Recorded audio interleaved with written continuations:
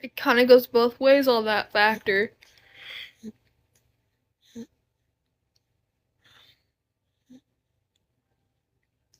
End of the day, though, like I said, that is definitely a personal decision for me and Daniel to make, or my doctor to make.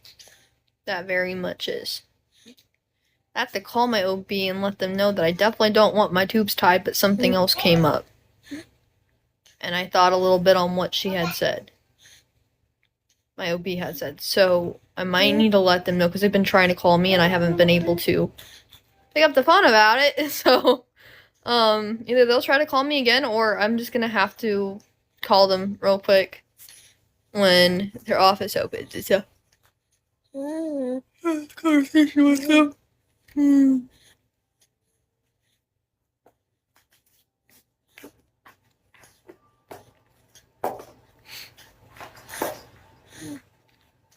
I just just determines on certain things on that type of decision.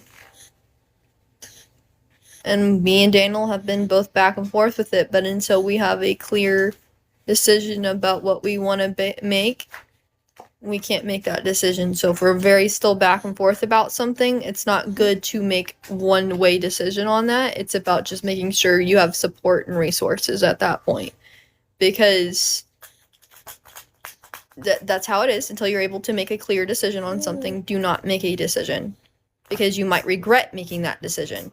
And Daniel needs to know how both ways can go on something like this. Well, thank you. I get to have that? Oh, is that a ball? That's a Pokemon ball. Hold on. No, don't put your hand out there. I just don't want to. Oh, you said thank you. You're so sweet. You're so sweet.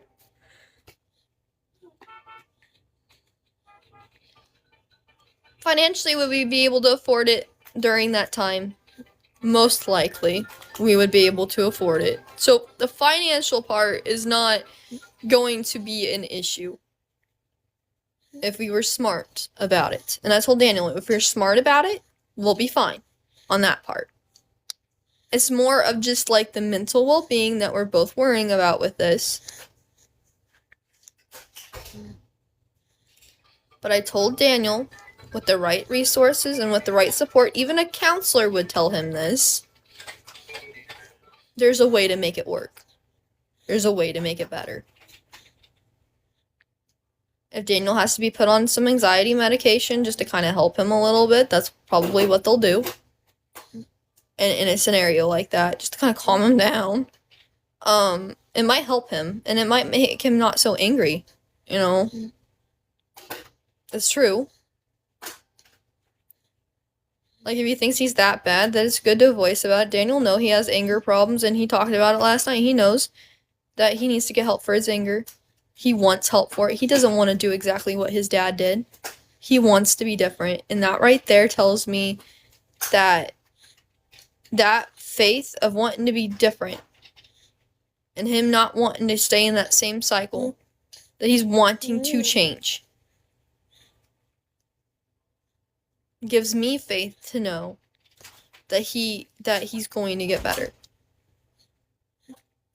A man, though, that refuses to get help, that has problems like that, though, run. Fucking run from that. Because here's the thing. That anger only gets worse. And the more and less help they get for something like that, the less help they get for it, they're more likely to eventually become physically abusive, too. Especially with anger like that. And not even mean to.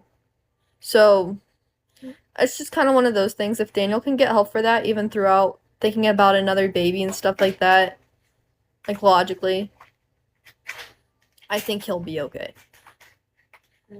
I don't think it'll get worse, as long as he's getting help. And his counselor's doing their job.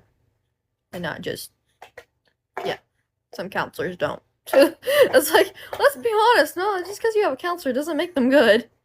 My counselor, I have an appointment here in about an hour. I'm gonna have to go off live to talk to her. But my counselor,